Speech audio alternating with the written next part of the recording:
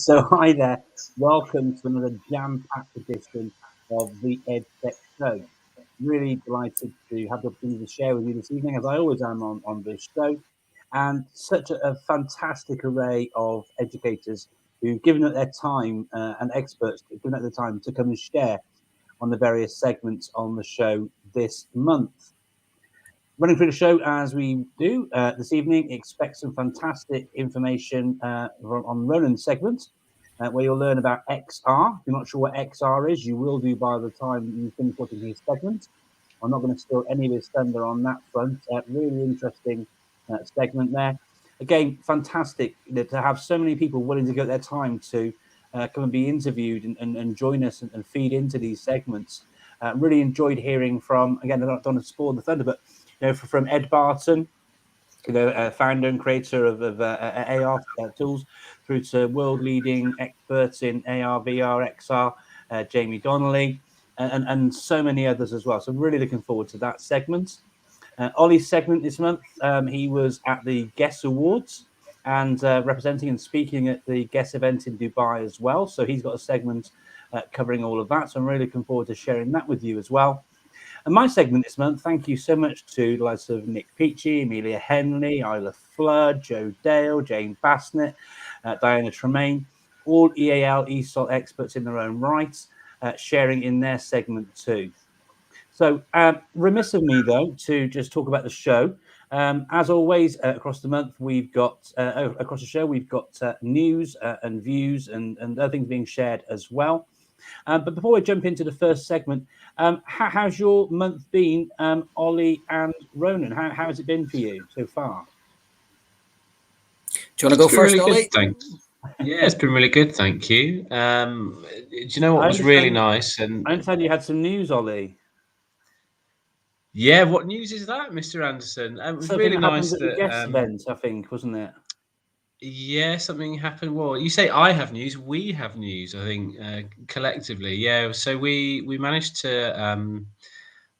Well, we were nominated for a GESS award and we won for our show Learn Live UAE. And the whole premise behind that show really is to just provide a platform for educators across schools to share practice, their experience, their knowledge, their learning. To the community in the Middle East. So it was really nice to pick up that award. But whilst I guess you and I are the front men for that, Mark, a big thank you from both of us to the 96 and counting teachers, leaders across the Middle East that have come on the show and shared from, I think 62, I think the total actually is now, different schools. So yeah, that's a lovely bit of news for the middle of November. Apart from that, school's been super busy as usual, and we're edging ever closer to the holidays. And as Ronan will know from when he taught in the Middle East, we've just had our National Day celebration. So that's an awesome event, across the schools, celebrating all things UAE. So it's been a really good month. Thank you. How about you, Ronan? Yeah. Another. I'll second that, Ollie. It's been another busy month for me personally, professionally, in every way, but a productive month. We obviously.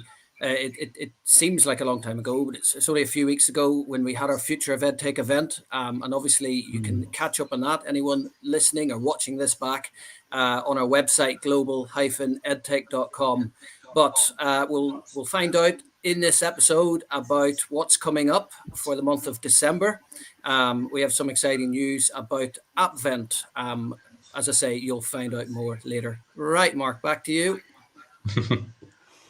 Brilliant stuff. Thanks, Ronan. Well, look, enough of us talking. Let's hear from some of these fantastic people involved in the GESS event in Dubai. So this is Ollie's segment. I hope you enjoyed this and find it useful and interesting. And thank you, Ollie, for putting this together. Thank you.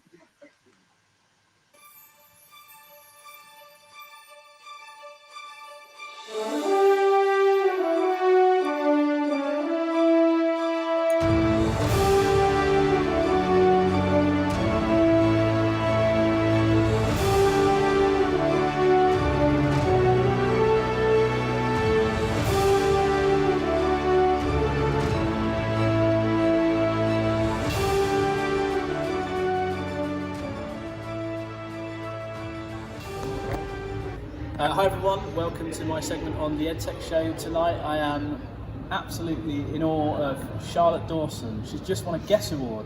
Charlotte, tell us more about what you won the award for. I won the GESS Award, I must say, for our EnviroEd group that I'm growing at the moment. So basically we're getting educators together from around the UAE and we're trying to get more involved with environmental education. That's fantastic.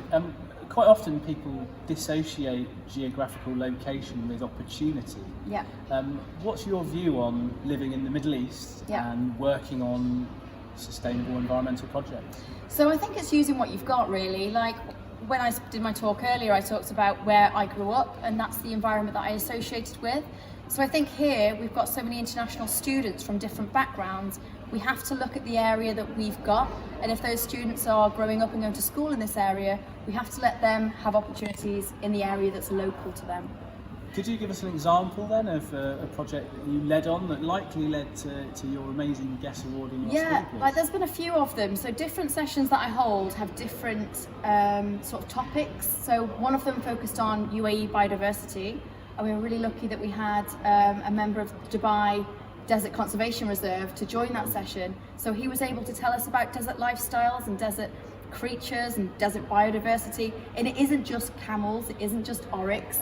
There's thousands of creatures out there. It's just having the knowledge and tapping into that to find out more about it. And obviously, as the world progresses, and if the last 18 months has kind of taught us anything, I hope that it shone a light on the fact that technology is a resource, effectively, for us to use. Yeah. Where do you see we can bridge the gap between sustainable living and the use of technology? I mean, there's so many opportunities out there. I mean, there's opportunities in terms of like green technology and looking at how we're monitoring our energy use, our water consumption, but there's also opportunities in terms of connecting teachers and connecting schools. At the moment, I feel like environmental education is something that happens locally within schools, but it could be greatly improved by making relationships between other schools, other emirates, other educators. So I feel like that's the main use of technology in this area, is just connecting educators at the moment. And the Department for Education in England has just released their I'd like to say ambitious, but at least it's on the agenda and rollout for educating students about climate change.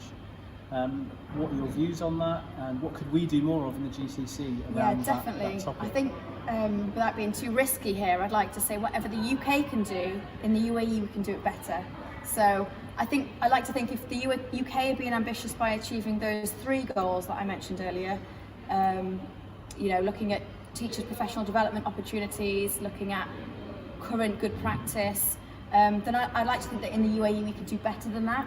And we can connect, as private schools between different emirates, and just work as a community, really.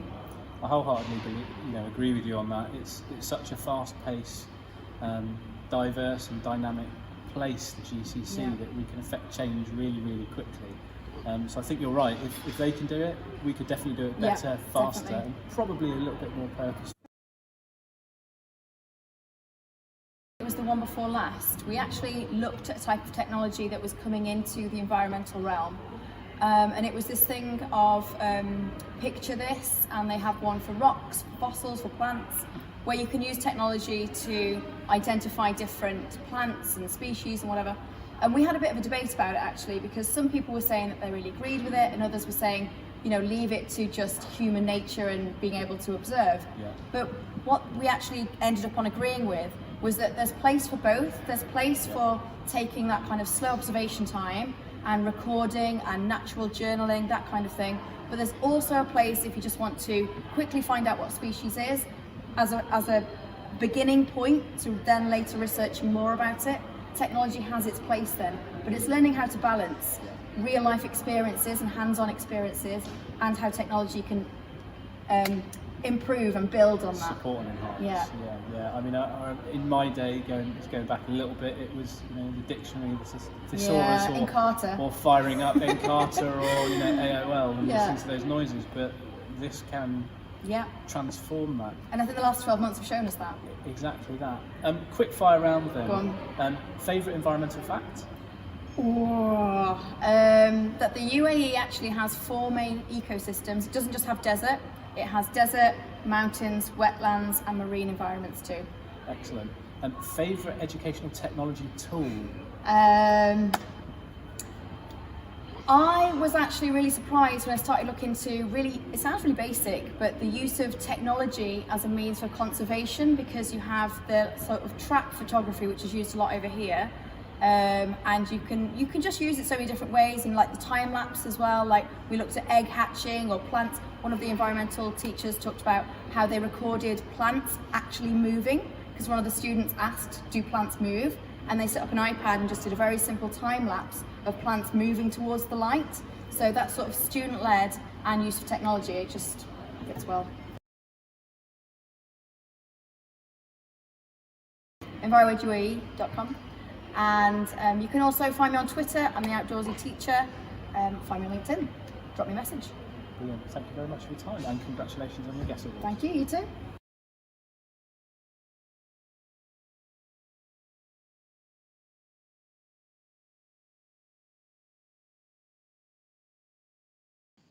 My name is Fatma Al-Badr. I'm an English teacher, middle school English teacher at Al Bayan Bilingual School in Kuwait. I'm also the general manager for the esports club there as well. So the project started during the school lockdowns, which happened in March, back in March 2020. We were, inspired by MIT and other, can't remember which universities, but some universities started building their campuses on Minecraft, which is, if you're not familiar with Minecraft, it's a game that was bought by Microsoft a couple of years ago, and it's like Lego, but it's digital. So we thought we would give it a go with our school.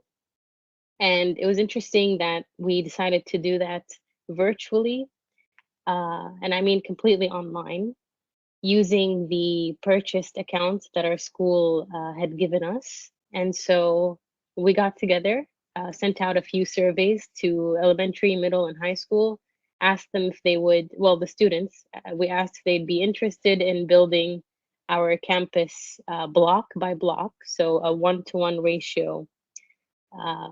We got the blueprints from the director of the school. We got the map laid out on Minecraft. And yeah, we started building from there. We got the results from the survey. We had students all over the school, so pretty much elementary, middle, and high.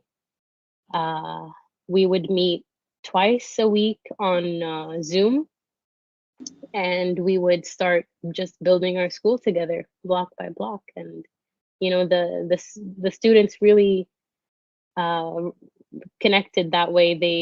It was fun to see them remember how much the indoor spaces meant to them.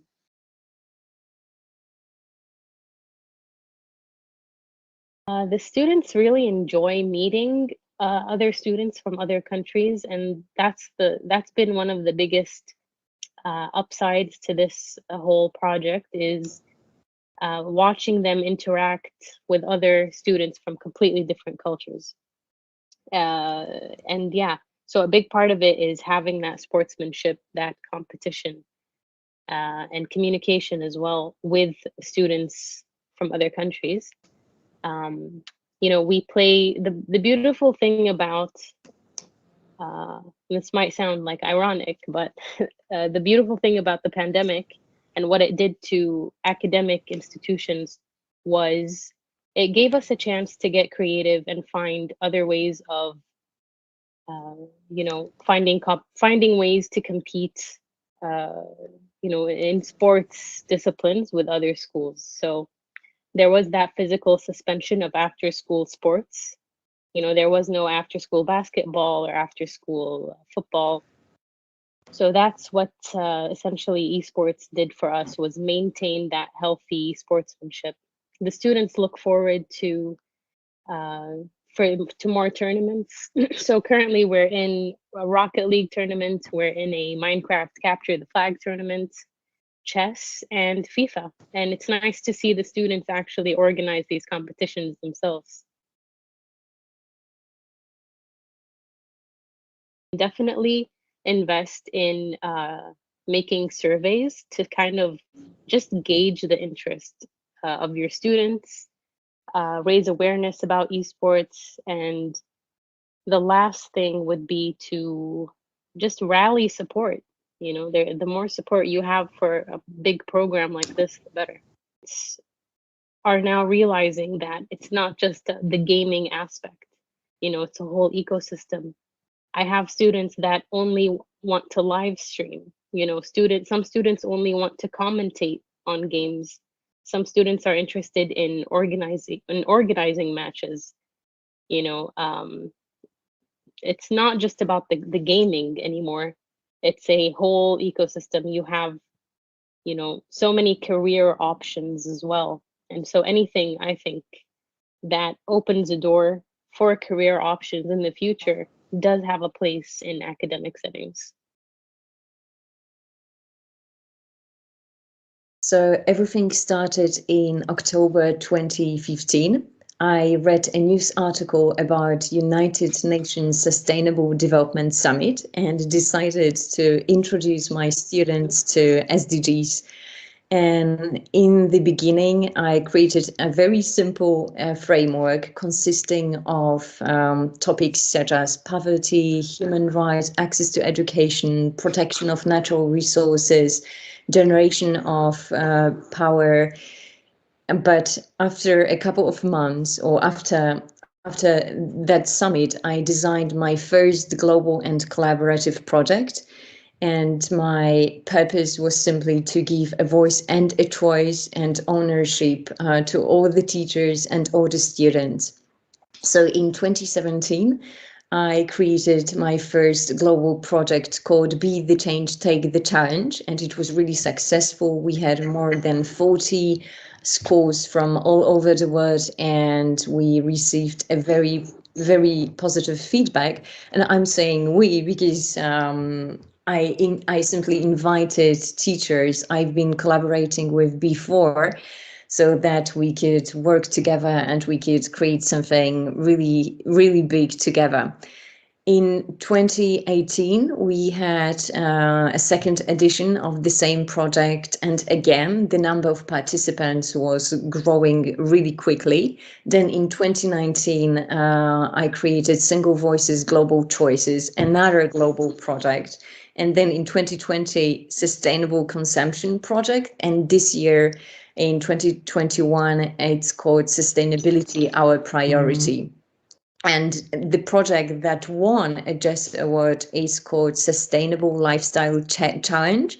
And it's a 6-week challenge for teachers and for educators who would like to reduce their impact on the environment by changing the way they live from day to day, and also to learn about more environmentally friendly alternatives. And it's also a kind of a journey during which we help students grow their sustainable mindset.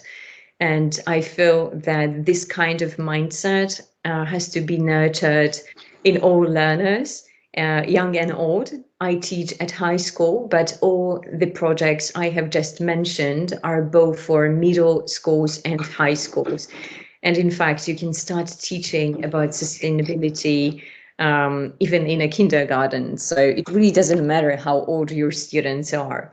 And climate change is probably the most complex challenge that humanity has faced, and it calls into question our systems, our businesses, our morals. And I've experienced that once I've started teaching about the climate and about the environmental crisis, I simply helped my students become change makers, because they need the tools, but they have the power they need in order to create a more sustainable future. My favorite EdTech tool is Wakelet. It has been evolving over time, and it offers great functionality both for teachers and students, and it enables my students to create digital portfolios.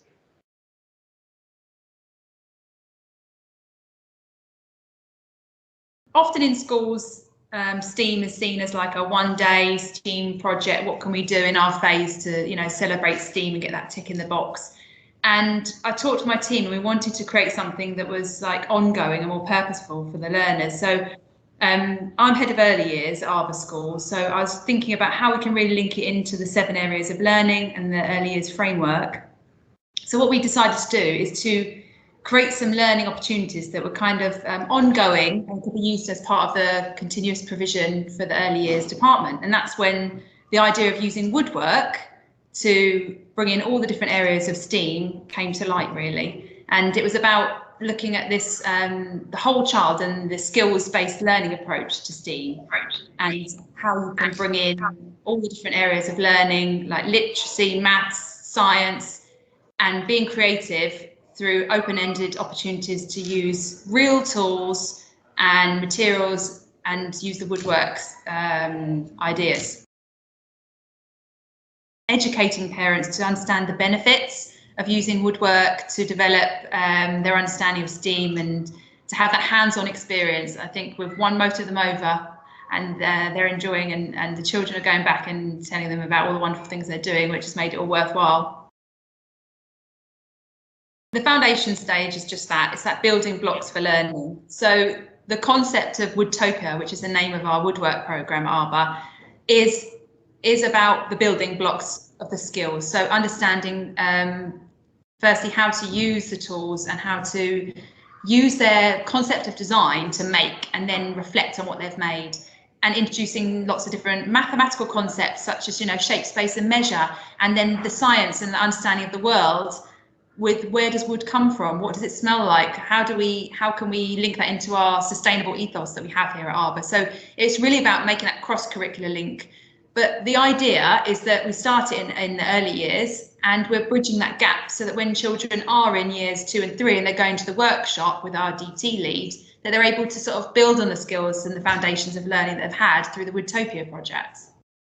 So it was important to me to create something that was in line with the ethos of Arbor. We are a unique school with a unique set of values, and we have a strong focus on environmental, social justice, and making sure that children understand about their own world they live in and how they can help support that. So I wanted to create an initiative that was sustainable and connected with the community as well. So woodwork obviously counteracts the culture of, you know, consume and dispose. So it's a developing an understanding of, you know, upcycling, remaking and reusing as well, and repurposing materials and recycling, so that children can, you know, understand that things can have another value and that we're not just this throwaway culture.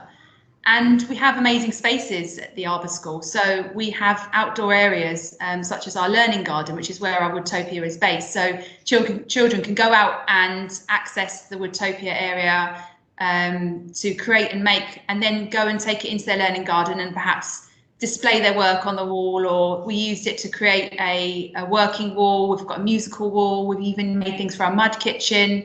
Even the woodwork benches are made from recycled pallets. So it's all in line with what we believe in Arbor and what we focus on and think is important for the children at our school.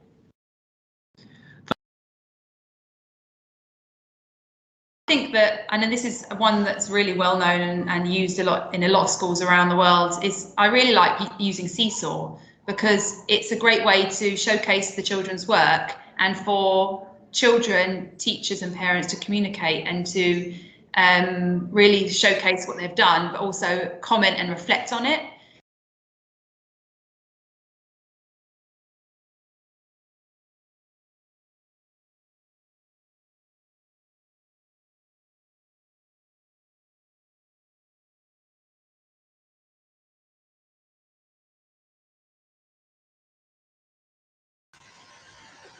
Hi, Mark, you're muted, Mr. Anderson. Thank you very much there, Mr. Lewis. Thank you. Well, a great segment that was. Great interview there. And so lovely to see how things are slightly different as well. A different slight focus on EdTech, around sustainability and all those things that are being shared there as well. Thanks so much for doing that, Ollie. So fantastic first segment there. As always, every show, there's a bit of news between each of the different segments on the show.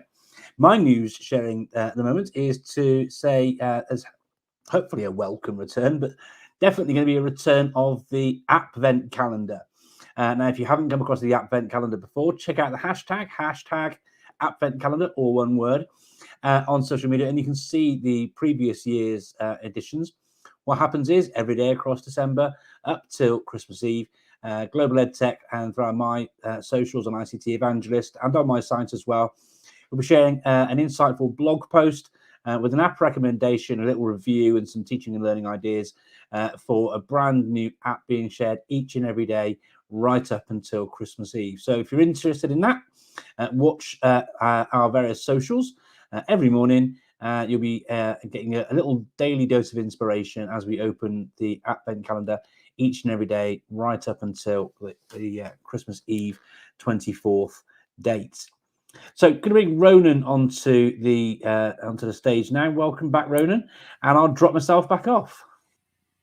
Yeah, great stuff, Mark. Thank you. So actually, we're going straight to Mark's segment. And in Mark's segment, we will explore how EdTech can support EAL, ESOL, ESOL, inclusion and accessibility. So for anyone watching this back, watching live, the acronyms ESOL, English to speakers of other languages, and EAL, English as an additional language. So exploring how EdTech can impact. Right, we can go straight to the video.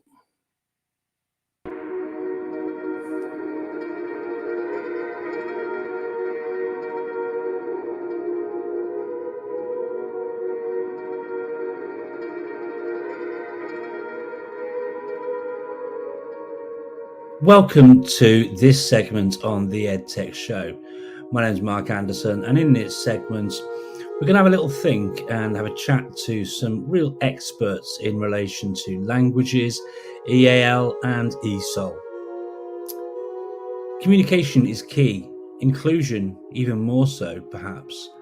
And so it's imperative upon us as educators to make sure that the learners we work with, whether they're EAL within a school or ESOL with adult learners, it's important that we think carefully about how we can make sure they feel included, not just inside our classroom and with the access to the resources we have, with the learning activities that we do, but also in wider society too. So I'm really excited to bring together a whole smorgasbord of EAL and ESOL experts in this segment. And I'm sure, just like me, there's plenty we can all learn about inclusion with EAL and ESOL learners. But enough from me, let's hear from them. Yeah, so my name's Isla Fleur. So I'm Diana Tremaine. Well, my name is Amelia Henley. Hi, my name's Nick Peachy. Hi, so I'm Jane Basnett. So my name's Joe Dale.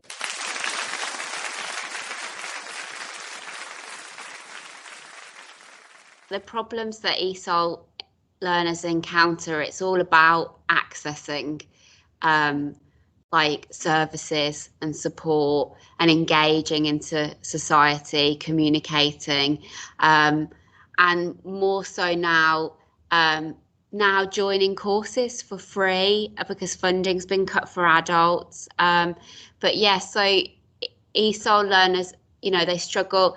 We've got support in this country. We're very lucky to have like social services and things like that, but they're quite tricky to access as a native speaker, but when you don't speak the language, it becomes even more difficult. So yeah, it's accessing those support services, integrating into society, developing your skills and finding like jobs, paid employment and things that you can do, and not feeling isolated, I guess, and engaging with the community and sort of integrating. I think for EAL students, there can be barriers to learning. I think that there are lots of ways in which you can promote accessibility. So, for example, with iPads, you can change the language of the device. You can get the device to read back text to you. You can use, say, in a Google environment, you can use things like voice typing, whereby you can change the language of the voice typing, so you can then dictate in your native language, and then use, say, Google Translate in order to change that into English. There's a tool like Flipgrid, whereby you can record yourself in Flipgrid, and then add closed captions to that, which could then be translated. So I think there's lots of ways in which EAL students can be supported. You've got Immersive Reader as well with Microsoft, which will read back the text to you, and you can translate that as well if you want to. So I think that the big players, Apple, Microsoft, Google, have all added lots of accessibility features within their different tools and resources over the years, and things are a lot easier, I think, now compared to before. So I think there's lots of support out there that's possible for EAL students. Many people come with different experiences. Some of them have gone through lots of trauma, refugees or asylum seekers, or even immigrants as myself. You come to the country, sometimes they have studied the language, they know the grammar, they know what to use, what to say, but they feel unable to speak, they feel observed. Some of them have no knowledge of English at all. And in terms of ESOL students, the whole access issue has been really, key in lots of settings. Perhaps, it has certainly in colleges, but perhaps even more so in community settings, in the sort of more voluntary settings where many students really have perhaps just had a phone really to be operating with, to be accessing classes through. And so that's made, I think, people a lot more aware of the issues that might potentially be faced there. And there's so many, aren't there, in terms of, different people needing different devices at different times, and you've got to be aware, what's possible. Readability of, so how do you present something so that someone can open it easily if they have just got a phone? So using PDFs, saving your PowerPoints into PDF format, that kind of thing. But also thinking about, the data usage, all those different things which, in terms of that sort of digital divide, that equality of access, have been key. So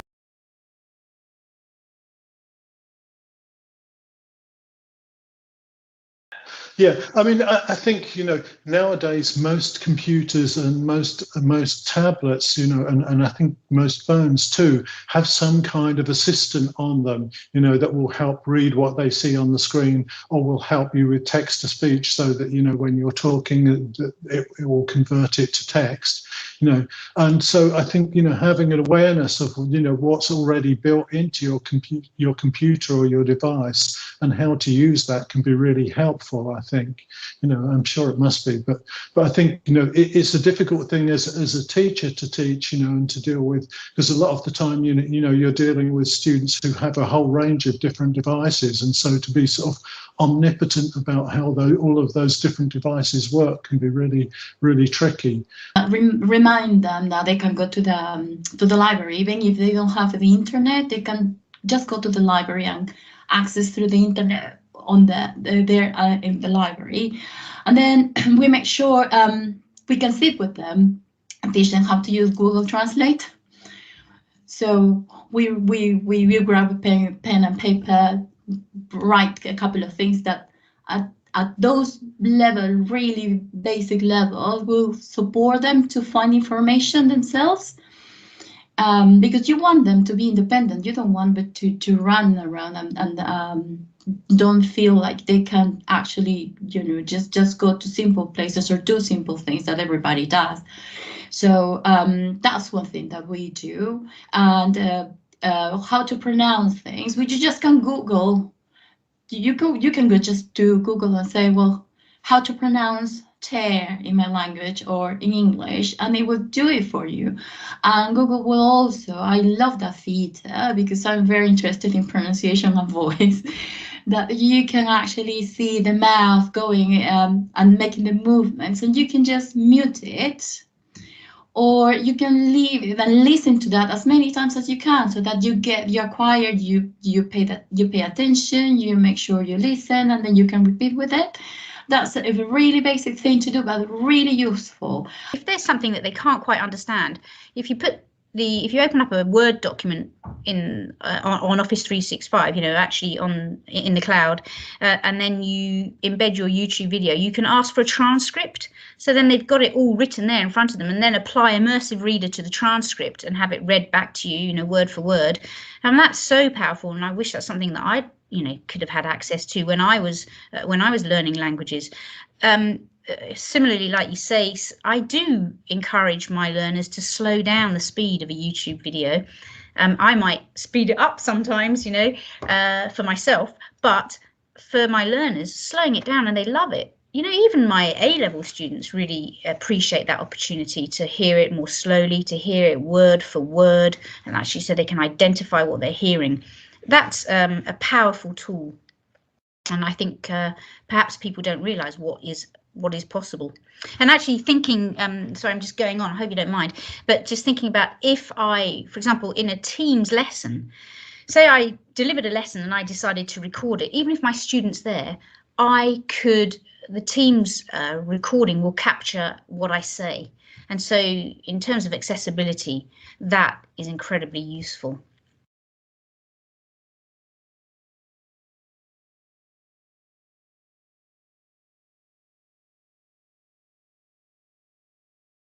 This is such a good question, what advice to give to teachers to make sure their work, what they're creating and providing is more accessible. I think it's really important to be resilient and not to worry, you can't break it, and also to be open with your students. So for example, I have only just used Reading Progress today I use it with my upper 6. Reading Progress is that fantastic tool that checks pronunciation. I set it as a homework task, and then I sat with them today and said, look, I've never seen this from your point of view. Can you let me see? And we went through the process together. And I think as a teacher, your students will only value you even more if you're doing, if you talk to them and say, I want to help you improve, I want to improve the experience for you. So let me help you. I want to set this, can we go through this together? So then I can set this as a task for you. I think they'd value that and welcome you being so open and honest with them, and the fact that you want to provide something for them that makes their life easier. The things that are particularly useful for inclusion and I mean, as an instructional designer, there are some very basic things that you should be doing, or you in some ways you must be doing, making sure that all your videos that are included in your materials have closed captions, making sure that anything you develop for the courses that you develop for the computer screen are reader friendly and can be used by a screen reader. Those kind of things. I think there's a whole kind of list of them that are sort of standard things that I think can help students a lot. Making sure that you're adding plenty of audio and not having text only, and that your audio is scripted as well.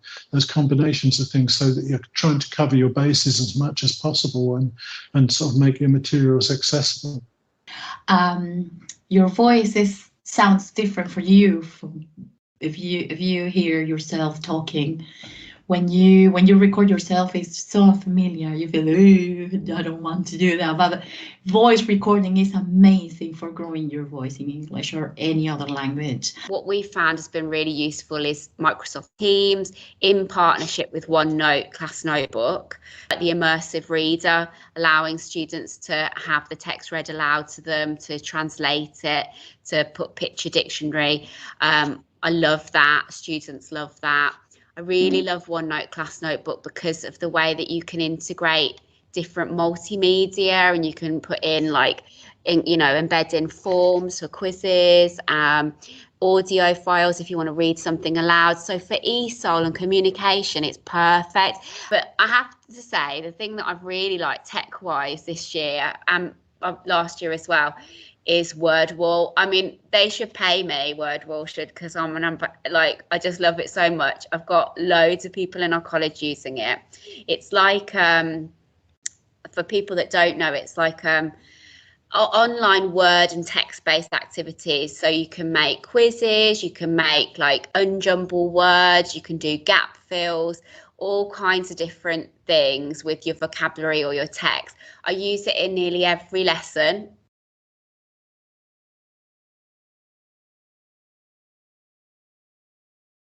ETech is the National Association for Teaching English and Community Languages to Adults. It's a mouthful. The main thing that people are aware of with ETech is the amount of kind of professional learning CPD opportunities that are on offer. And Edtech is like a brilliant organisation for teachers of ESOL, English, EAL, and they provide brilliant conferences and training sessions for their members, as well as connections and networks as Facebook groups. Another thing I was going to mention while I'm here is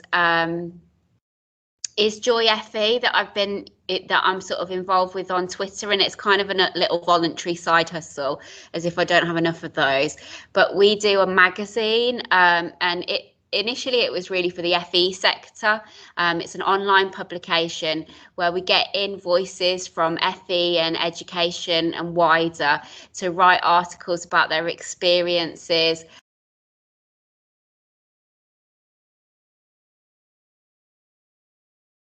If there was a few final thoughts I would give, I think always we have to remember, because of the pandemic situation we all find ourselves in, that it's really, really important that we are kind to everybody, but maybe particularly for, let's say, EAL students that may have come into our classrooms from another country, might be feeling very scared and nervous, and we need to show love and compassion to these students that find themselves in these situations. Schools can often be havens for all students, but particularly those students who might have come from very difficult circumstances. For example, I think that it's always important to be kind, and I think that ideas around well-being are really, really important. I think there's lots of ways in which we can use technology to promote well-being. For example, if you were working in a Google environment, you could use a tool like Jamboard, and you could ask the question at the start of the lesson about, how are people feeling, get people to draw a picture on Jamboard or add a picture through the Google image search. You could use a tool like Mentimeter. Again, ask the question, choose a word cloud option and get the students to post emojis to show how they're feeling, or obviously get them to write text as well, but emojis might be easier for EAL students if they don't have a lot of English, for example. So I think a few of those ideas, I think, around well-being are particularly important, because we are finding ourselves in an incredibly worrying time, and I think for EAL students, it could be potentially even more worrying, depending on the circumstances they found themselves in. So always be kind. I know teachers always are very kind, but I think that's a particularly important message in these straitened times we find ourselves in. So those are a few final thoughts, I think, to end with on a very sort of human level, if you like.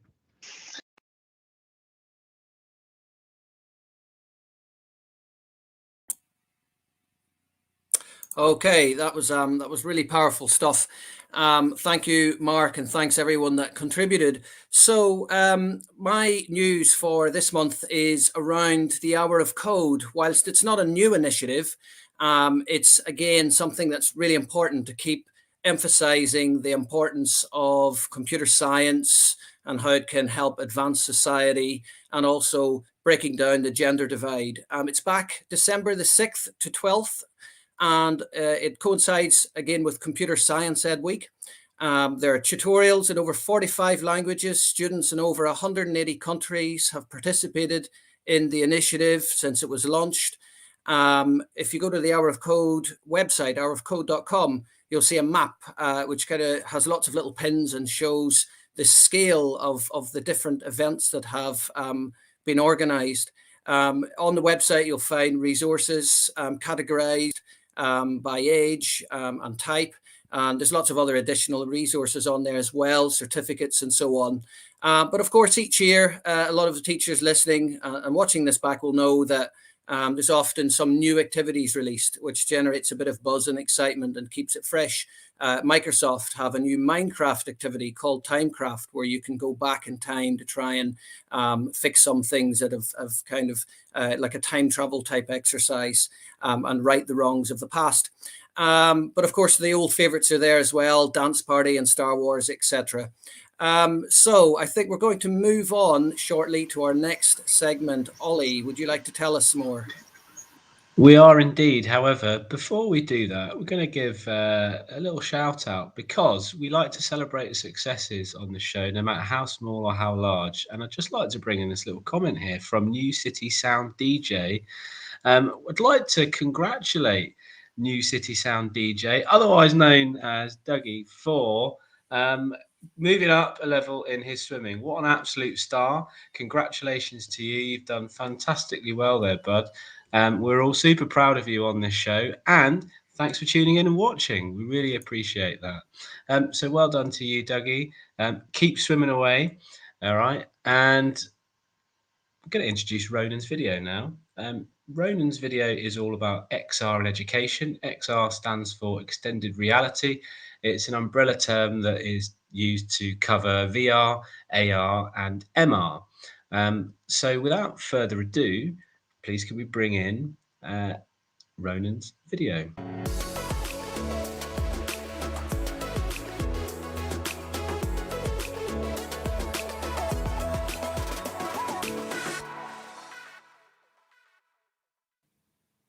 Hi everyone, and welcome to my segment for this month's Edtech Show. We're going to be looking at XR and its impact in education. We will interview several leaders in the field who live and work in India, Japan, the US and the UK. We will find out about lots of different XR tools and apps that are having a real impact in classrooms and learning environments around the world. And we will also delve into some future trends. We're actually going to start the episode by interviewing Ed Barton, who is the chairman and co-founder of Curiscope, a company that made a very famous augmented reality t-shirt, and find out the inspiration for creating educational AR experiences.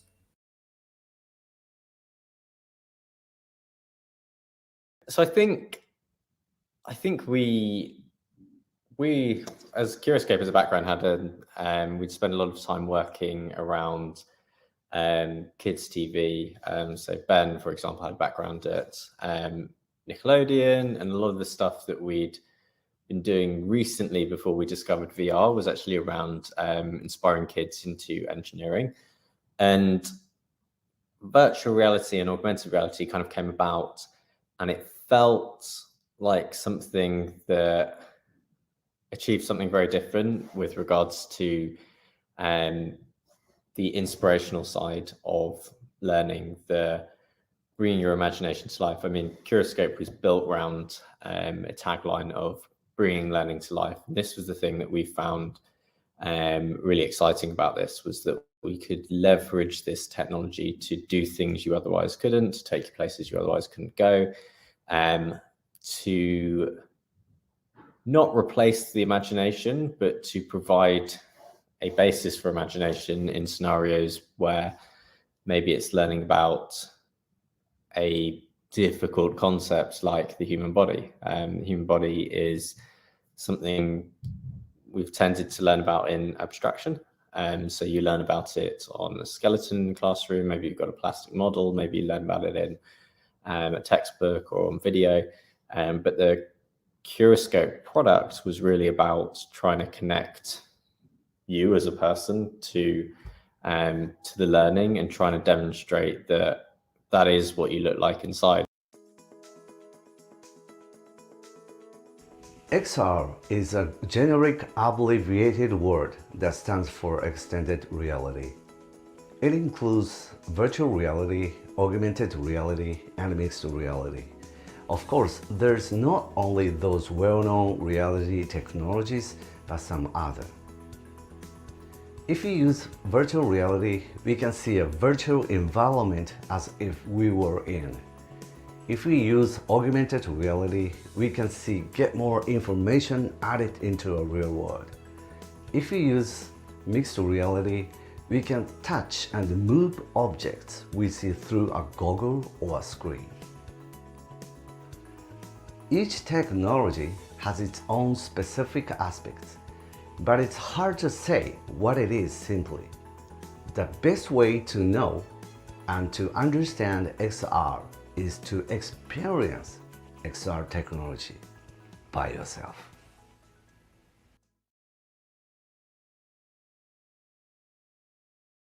And so thinking about the impact that some of these tools have in our classroom, I can say that from my own experience, there are some different tools that we have used both in my Spanish courses and in my STEAM classes over the last 4 or 5 years. And what I recommend to a lot of educators just looking to get started is to start with something like, say, Nearpod, where you can have lessons, but you can add in some virtual trips and take students all around the world, which has been really great, especially during this past year and a half where we've not been able to travel as many places as we would like to.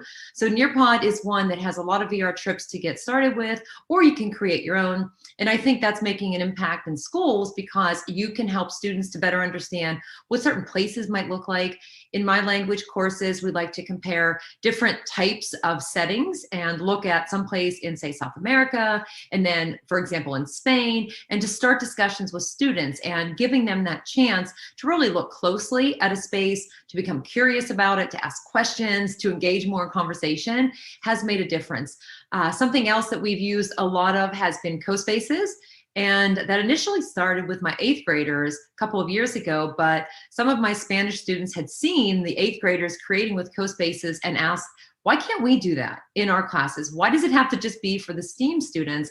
And I didn't have a good answer. And so I created a project for my students in Spanish level 2 to create using the vocabulary and the verbs they were learning, but to work together and collaborate. And what I like about CoSpaces the most is that they are able to collaborate, and it's not dependent on whether they're in class together or even if they're in the same classroom. So thinking about global collaborations, if you set up with your classroom and another classroom and they get to build a space together, and there's just so many possibilities when we create those opportunities for our students.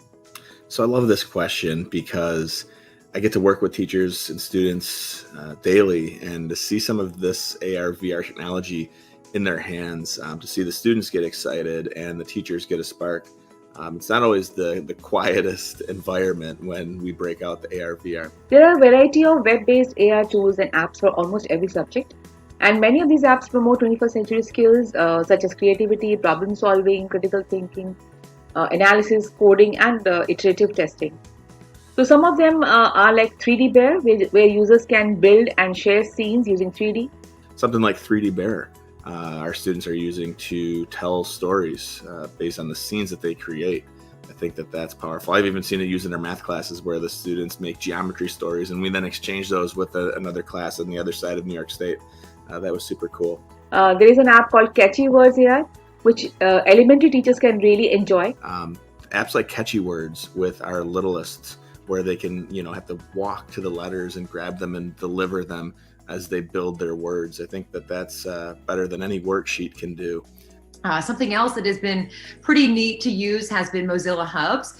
And that is one that about 1.5 years ago, I introduced to my 8th graders, and they had really not much need for me to explain to them how to use it, but they were able, in addition to being in our Teams meeting, or if you're using Zoom, being able to be in that space, web-based virtual reality, where you don't really need the headset, but you feel like you're in that same learning environment. Or if it's a meeting, for example, being able to have an avatar that represents you and hear each other and interact in that space really was a lot of fun for them to learn and explore. Then there's a very interesting app called MergeCube, which can be made using a piece of paper, and it seems like a hologram where you can actually hold it in your hand and point an app to it to see pictures of, let's say, the human body or solar system and so on. I know in our sociology class, and we've got students learning world cultures, and they're doing a unit on refugees, and they're able to experience the life of a refugee in 360 VR, like through that New York Times VR story. I think that's some powerful stuff. Also related to that, I like, similar to that in terms of experiencing different places of the world, an app like Hologo and their portals, where you can kind of step from the room that you're in and walk through a portal and be in this immersive space somewhere in the world. I think that's just transformational. As a student myself, I never had the chance to do anything like that. EXAL will help students learn deeply. So to speak, their textbook will be extended with XR. Pictures in the textbook display as two-dimension, but if students use virtual reality, they can dive into the world beyond the scene they see. If they use augmented reality, they can add something into our real world. Students will get new view of everything. There are not one point of view, but various points of view. Nowadays, students have a great opportunity to create what they want to express with XR. They use XR for getting to know something new, exploring inside and outside of our world. And they will create a new unknown world to make new culture and new society. By doing those activities, they will know how to make our world better. And I get inspired just by following that AR, VR, and EDU hashtag and seeing what other students are doing as well. I started the AR, VR, and EDU community about 5 years ago. We just went into our 5th year for our weekly chat.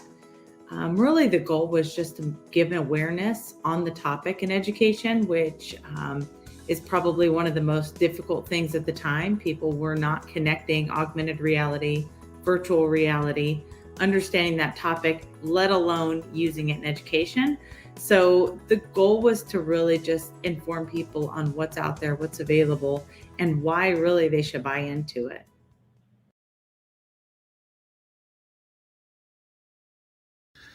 So I'm not sure as if there's been an area of education that hasn't been adversely affected or impacted by the pandemic.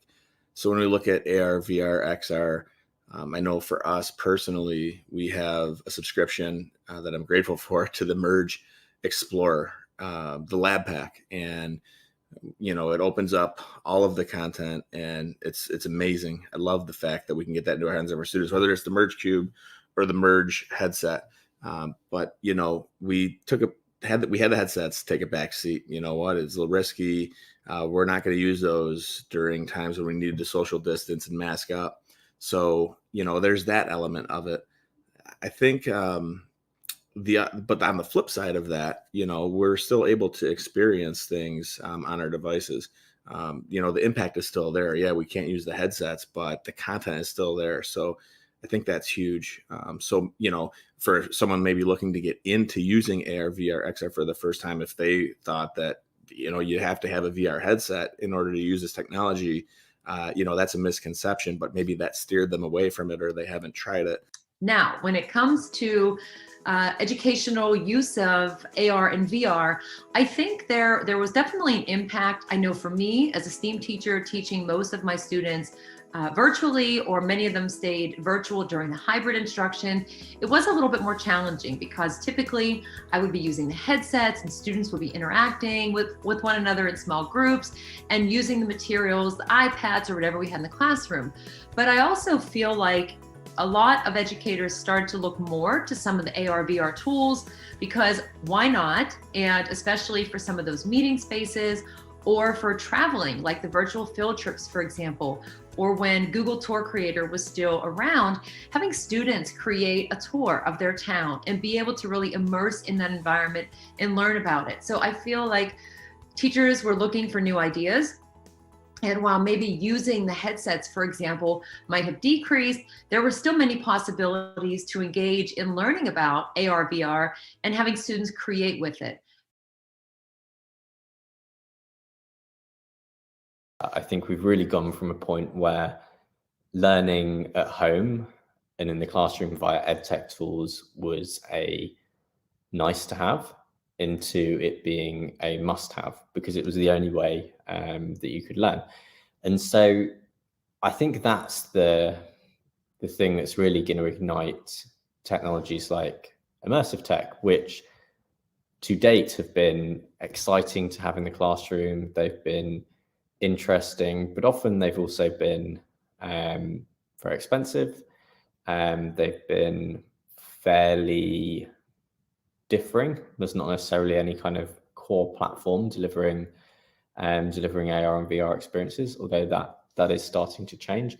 And we've not really been at a point where the headsets have been particularly accessible. So we're now starting to get to the point where you've got Some of the newer headsets that are coming out are much cheaper, they're much more accessible, they don't require to be plugged into a computer, they can act independently of one another, and they also have very robust software systems that they're built on.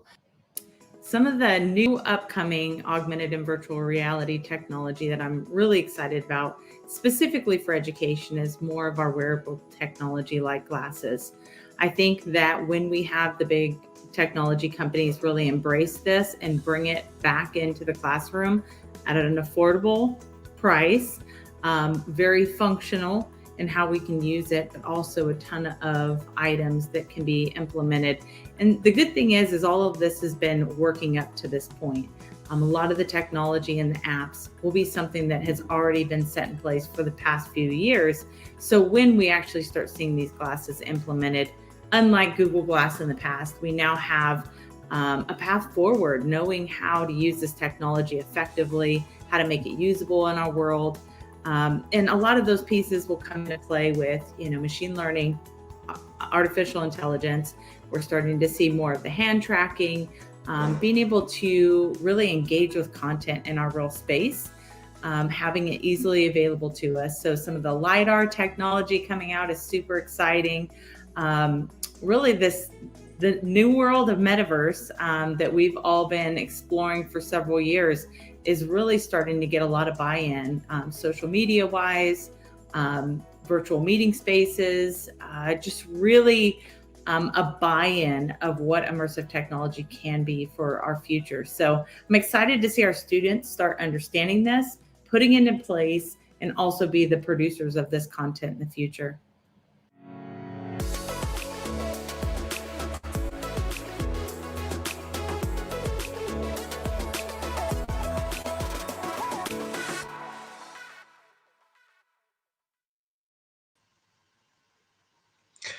I have to say, and my peers on the show don't know that I'm going to say this, but I'm hugely sort of impressed with not only the range of different areas that we've managed to cover on the show this evening, but the range of different voices and expertise that we've actually managed to bring together. I think no matter where you are in education, we can all learn something from some of the segments that we've had on tonight's show and on previous shows. So I'm just going to take this opportunity to seize it and say a public thank you and well done to Mark, Ronan and Bookie whilst I have the floor. And I hope they don't mind that I seized that moment. I'm going to share a little bit of news now as well. Please do tune in to episode 1 of the Digitally Genius School. It airs on the 9th of December. And it features our very own Mark Anderson alongside Wolfgang Soldner and Philippa Raithmel. And it's titled The Digitally Genius School. And they're going to be sharing and walking us through the different aspects of a digital strategy and the different technologies you should probably consider. You also get a chance to win one of Philippa's latest book. So who might benefit from tuning into this? Well, if you're a teacher or an EdTech coach, you'll learn about different practical approaches to using technology in the classroom that benefit not only you in terms of teaching and learning, but also the students in your room and the people that you work with.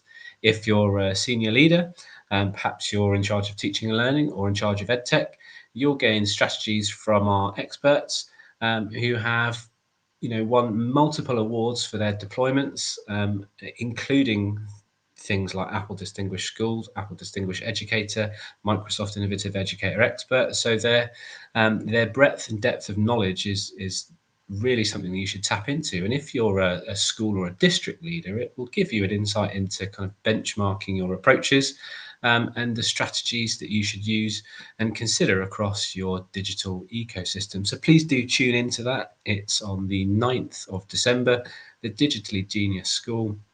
And if you check out either Wolfgang or Philippa or Mark's social media sites, you will be able to find the links to that. Or if you look on the i3 Technologies blog roll, you'll be able to find and register for that event. And that's my news. Brilliant stuff. Thanks for sharing that, Ollie. And I'd just like to echo sort of your sentiments as well, and I'm not going to bring her in because she's not expecting it and she hasn't got her special headphones with her. But Bookie's in agreement, been manning the she's been doing all the production this evening. So thanks to you, Bookie. But I'm just so proud of what we're doing with the EdTech Show. Actually, I think we're producing some really high quality and great content. And thank you to everybody who's been tuning in across the show so far. Just to start wrapping up any moment now, because we are a little bit over time, but I'm sure you're still with us, and thanks for joining us. And thank you, Ollie, as well, for your lovely comment about Dougie and his swimming. He's buzzing, so thank you so much about that. Just a big shout out, ready for next month's episode, 16th of December, 2021. It'll be the last one of the year, and we've got a variety of segments, as always, on the show next month. Do you want to share about some of those, Ronan? Yeah, so I know Bucky will be sharing about advancing the role of women in EdTech, something she's very passionate about. And then we will also have a feature related to ergonomics when using technology. Do you want me to continue with that, Vent? Yeah, we'll have lots of things to talk about and share about an app Vent next month. Absolutely. Get the pun in there while I can. And thank you to Ronan, thank you to Bookie, thank you to Ollie, and thank you obviously to you for joining us this evening. And we look forward to you joining us next month for another instalment of the EdTech Show. Thanks for joining us. Have a good evening. Take care.